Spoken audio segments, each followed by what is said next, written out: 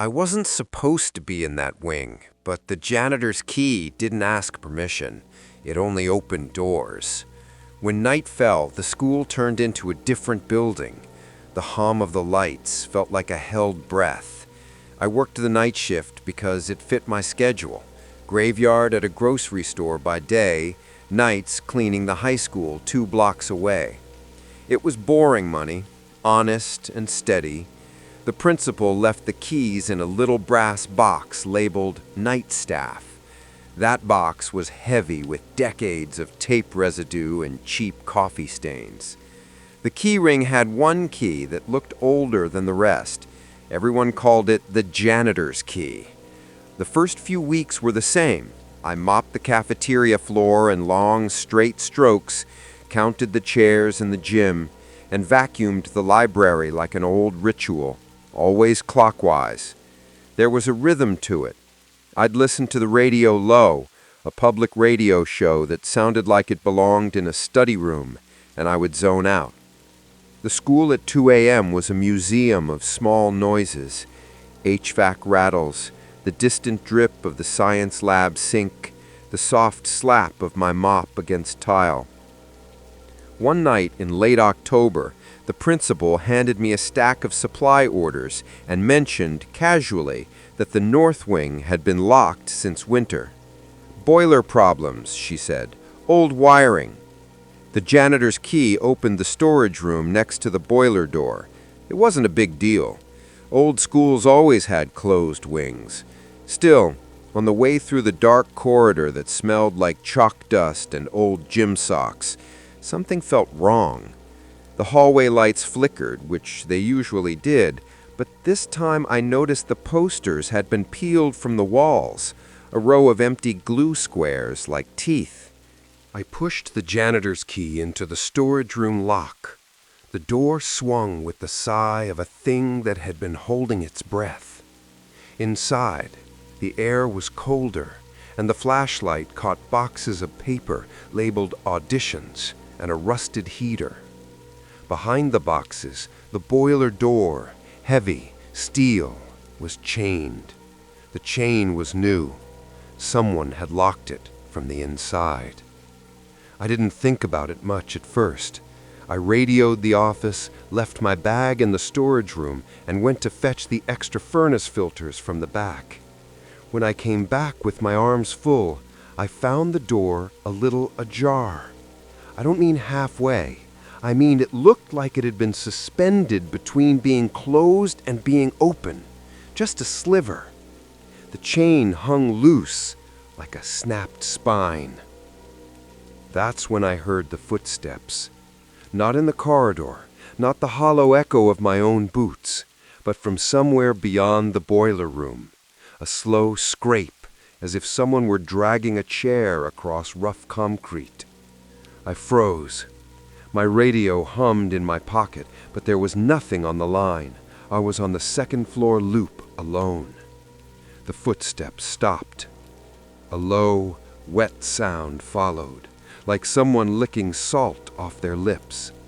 I told myself it was a raccoon or a maintenance crew. I told myself a lot of things that night. The problem with the way this place was built was that the old north wing had a service stair that cut down into the sub-basement like a throat. The stairwell smelled like old paint and metal. I tightened my grip on the janitor's key and went down. The basement felt wrong as soon as I opened the door. The fluorescent lights were flickering in pairs, and when a set died, it winked out like an eye closing. On the floor were scratches, long, deep grooves gouged into the concrete, not random, but sweeping in a direction that led toward the old boiler. I could see muddy footprints, small, wet, and spaced in an impossible cadence. They were not human. The toes splayed. In the beam of my flashlight, those prints seemed to breathe. I stopped myself from running. The sensible thing would have been to leave, to lock the door, to call the principal in the morning and never mention it. But I had keys. The janitor's key felt heavy in my palm, and there was something mean and useful about having access when everyone else had locked their doors and retreated to the safer parts of the building. The boiler room was a cathedral of pipes. The boiler itself looked like an ancient heart with copper veins. Someone had propped a stack of cafeteria trays against the door, and there were words scratched into the rust with a coin. They read, "We wait." The letters were uneven, as if the hand that wrote them had trembled. Something moved in the pipes. Not a creak, but a rhythm like a thumb drumming. It sounded almost like speech if you wanted it to. I felt a pressure at the back of my skull, like the building itself was leaning in to listen. Then, the lights went out behind me. Complete silence, perfect black. The only thing was the sound in the pipes, which was now a slow scrape along metal, very close. I felt a warmth, breath on my neck. I spun, dashed for the ladder by instinct, and as I climbed the wall of the stairwell, the flashlight fell and skittered. It cast a long, wrong shadow along the concrete. My shadow elongated into a shape with too many angles. On the landing, someone had left the locker door open. Inside, on top of the scattered textbooks and gym socks, there was a photograph taped to the inside of the locker door. It was a senior portrait, someone in a cap and gown, eyes penciled out with black pen. I got out. I didn't run cleanly. I moved fast, head down, shoulders tight. The janitor's key burned the palm of my hand, hot, as if carrying shame. At the main office, I fumbled for the radio and called the principal. No answer. The intercom hummed and then spit out static like teeth. I spent the rest of the night in the lit hallway by the cafeteria, counting the minutes like a man counting breaths. I didn't go back for the key. The janitor's key was still on the desk in the morning when the secretary came in. She raised it up like a relic, looked at me, and said nothing. Later, they replaced 3 boilers. They put new locks on the north wing, painted the walls a cheerful color, and tacked bright glossy posters for college applications where the old peeling ones had been. The scratches were filled, and the locker with the picture painted over. But sometimes, when I mop the gym in the dead of night and the radio plays quietly under my breath, I think of those footprints and the coin-scratched letters, and I feel that same cold breath at the back of my neck. I learned not to let curiosity be a map. Keys open things that should stay closed. Doors are doors for a reason. I've worked night shift at hospitals long enough to know that the quiet is never empty. It holds things that wait. I took the night audit job at the county hospital because my trauma unit hours made the rent and because night audits paid double for being awake while the city slept. The hospital at 3 a.m. is a different city. People move slow and important. Nurses whisper like conspirators. The fluorescent lights have a taste to them, metallic and garish. On my first week, an old nurse told me, "You learn everything on nights. Patients tell truths they don't tell by day." She winked, then shuffled off with a chart like a hand in a pocket. The hospital had a wing that the staff referred to as 4 East, but everyone called the Quiet Wing. It housed long-term patients, elders with small, polite dementia, a man with a throat full of tubes who slept in a bed like a coffin. There was a small garden visible through high panes, but at night it looked like a photograph. On my second month, the charge nurse, Mara, asked me to run an errand, file a stack of intake forms in 4 East, and check the oxygen tanks. She had a bruise on her wrist that looked like a map. I had my little routine, clipboard, badge clipped to lapel, the soft squeak of my shoes in a certain beat. The hallway to 4 East was quietest between 2:45 and 3:15 a.m. That's when the machines do their nighttime poems. The intake desk had a lamp with a green shade that threw the forms into a pool of light.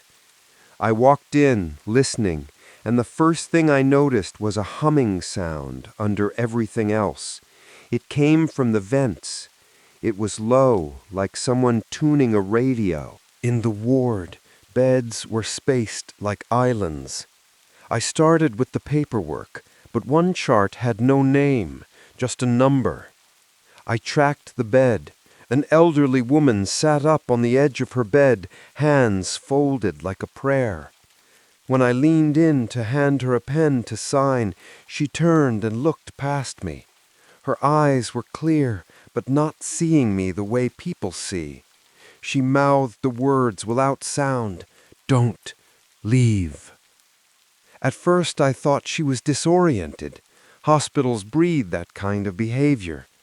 But then I started to notice small things. A single chair would face the wall. A cup left on a tray would have been moved an inch, as if someone had reached out.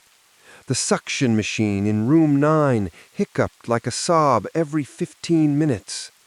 The moves were subtle, precise, and seemed to arrange the room to someone else's liking. I went to check the oxygen. The tanks lined up in their cabinet like sentries. One tank had a small smear across its valve, brown like dried mud. When I touched it, my fingers came away with a fine dust that smelled faintly of roses and rust. I left the cabinet, and for a second I felt watched. The hall light at the far end, the one that always buzzed, had gone dark, and in the patch of dark a shape stood, tall, at the window. It looked like someone in a dark coat, hands in pockets, watching the neon of the street. I called for a nurse. My voice felt like a schoolboy's. No answer.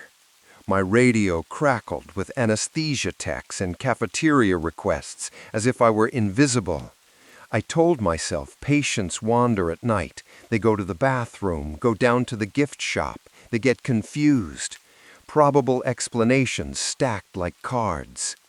That's when the intercom made a sound like an old woman clearing her throat. The paging system blinked light. My name came over in a voice that was almost my own, warped just enough to be wrong. "Jordan," it said, and the static hummed like the ocean. I stood perfectly still, because your body remembers the collective voice of a place, and it knows when a layer of it peels away. I followed the sound to the nurse's station. The station had a small whiteboard where we wrote patient notes. Someone had written on the bottom in a shaky hand, "He likes the dark." Underneath, in a different hand, a date scratched out. The letters trailed off. I had a clipboard full of forms, but the way the wards are built, the walls feel thin, and you can hear everything that isn't supposed to be heard. As I turned a corner, a door I knew to be locked was slightly open. Inside was an examination room that looked like it had been set up for visitors. A small kettle of water, 2 mismatched mugs, and a rocking chair facing the door. The chair was empty, but the cushions were indented like someone had been sitting high and then leaned forward quickly. On the sink, a smear of lipstick bloomed into a pattern. Someone had drawn a tiny face in the condensation on the window. I considered leaving and telling Mara in the morning, but I also had to file the reports, and there's a tiny dangerous part of me that thinks things through by looking at them. I sat in that chair for a moment. The clock above the door had stopped at 3:07 a.m. On the countertop, there was a small Polaroid. It showed a dark corridor I recognized, the surgical wing, except the Polaroid had something wrong with it. The far end of the corridor was black as a shuttered mouth, and in that black, a cluster of eyes caught the flash, like pennies. When I took the photo up to show Mara, she was at the medication cart, counting tablets like beads. She glanced and didn't smile. "Don't let the patient sleep with the light off tonight," she said, as if reading the same line from a script. It was her way of telling me to not wander. Her hand was steady. Later she told me she'd been working nights for so long that the quiet had become a person. At 4 a.m., a code pager went off across the hospital. We all moved. The person's chart I had seen earlier had a name now. Someone had been admitted without ID. They found them in the garden, in the photograph that looked like a frame behind the glass. The patient was in room 9 now, asleep. I pushed the cart to their bed to check vitals, and as I leaned in, I saw something move under her blanket. It wasn't a respirator. It was the slow, deliberate curling of toes, like someone feeling for a seam. I left that night in the blue light before dawn. The nurse in the parking lot was smoking and stared at me like she knew something too. "Sometimes they sit out there," she said, and pointed to the garden. "They wait for people who have lost their maps." I didn't ask. I didn't want to know if she meant death or memory or something older. A week later, the hospital replaced an entire wing of the carpets. They called it routine. A lot of things were called routine at hospitals, and that was part of how they survived, by naming oddities, harmless words. But late at night, I still hear the ducts hum a song that sounds like someone counting down the minutes. On the radio, the static sometimes forms the cadence of a name. If you stand in the right hallway and listen to the vents, you can imagine hundreds of small private presences arranging rooms, setting the cups just so, and waiting for someone to notice the empty chair facing a wall. The highway's a ribbon of black, and the gas station is the only light. Sometimes the light is all that comes looking for you. I worked nights at a pump and convenience on the edge of town, where the interstate sings like a freight train, even when there's no train. It's the kind of place where truckers stop because they have to, not because they want to. We had a single lane, a neon open sign that buzzed, a cigarette machine that never seemed to run out. The store had a cooler full of energy drinks, and the floor was always gritty. I liked the solitude. It left room for my brain to sort itself out. One rainy Tuesday, at about 1:30 a.m., a man pulled into Pump 13. He was the kind of transient who wears his life in the creases of his jacket. He asked for a map, small talk about the bridge being closed up ahead, nothing odd.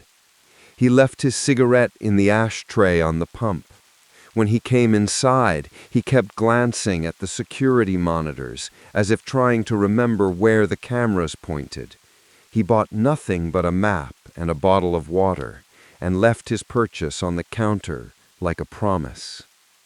The thing about 3 a.m. at a gas station is that the light makes everything honest. Every corner is exposed. That night, a car rolled up full of teenagers, laughing too loud, and left 10 minutes later with the same dye in their hair and nervous energy. A truck idled outside for 3 hours while its driver slept. He had a ramen container and a Bible. People are porous in the night. Small edges dissolve. At 2:16, the bell above the door chimed, and there was no one there. I called out, and the security camera feed showed an empty forecourt. I shrugged. The weather had been playing tricks with my eyes. At 2:48, the pump handle on 13 twitched, as if someone had picked it up. The fuel meter didn't move. The nozzle was still. The CCTV angle for the forecourt had a blind spot by the trash can. I made coffee, watched the monitors, and tried not to think. Then the power blinked. The neon blinked out for a breathless second, and the strip lights hummed as the backup kicked in. In the dark, the beep of the pumps sounded like a chorus.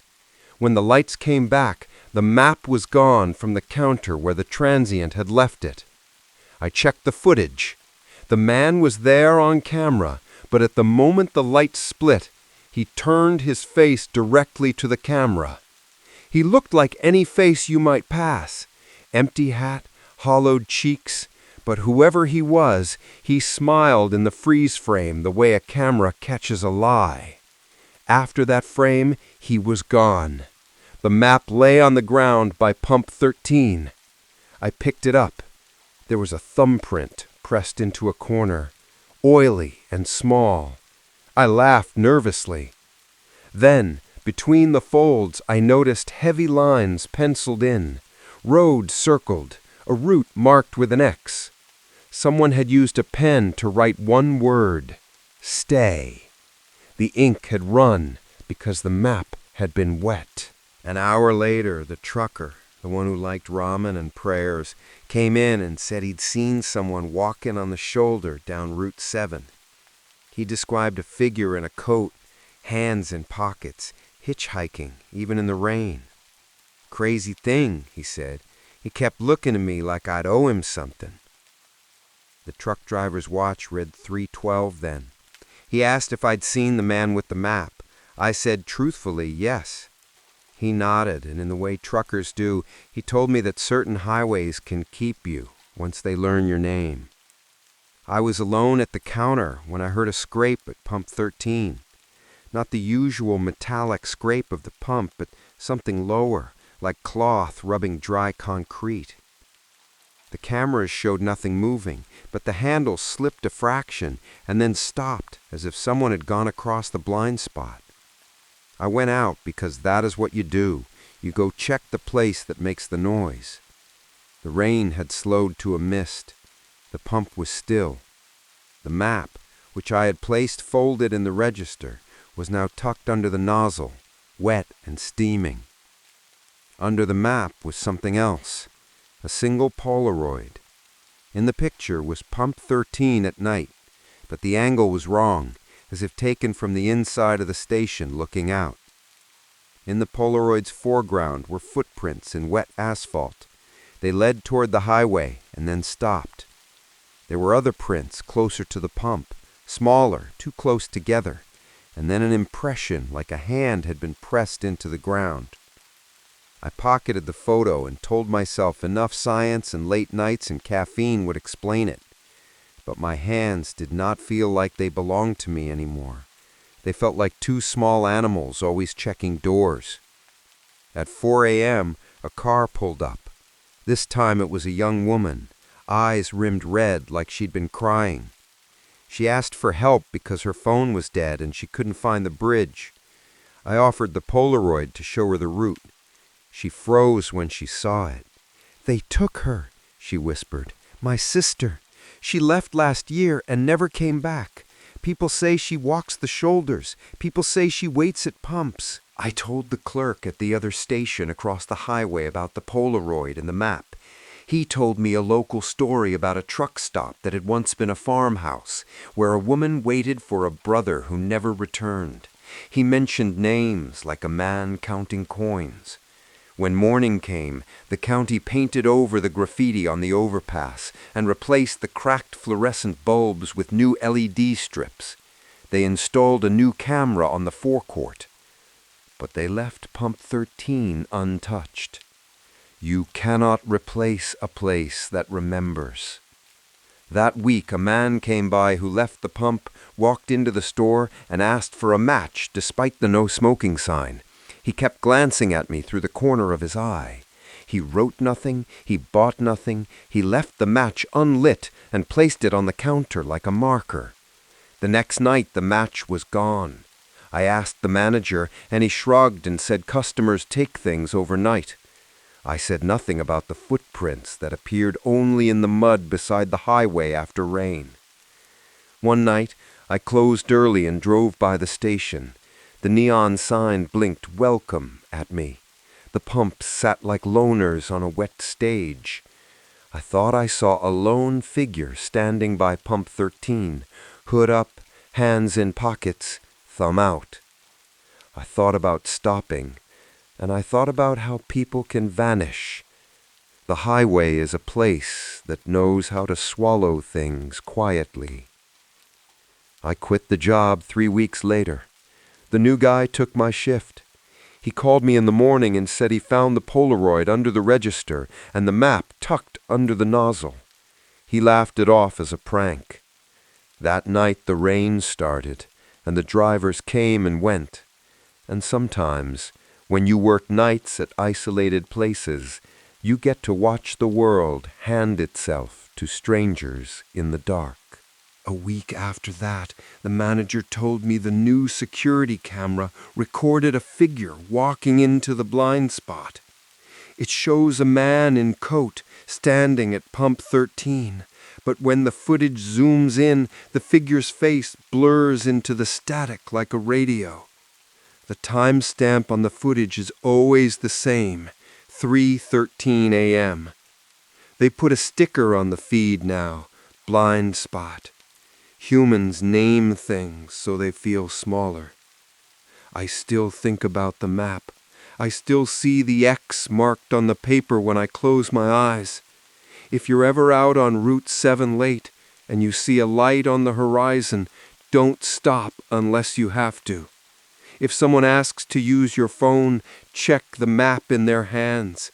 If the ink is running, if there is an X, if the word stay has been penciled in, the highway may be trying to keep you.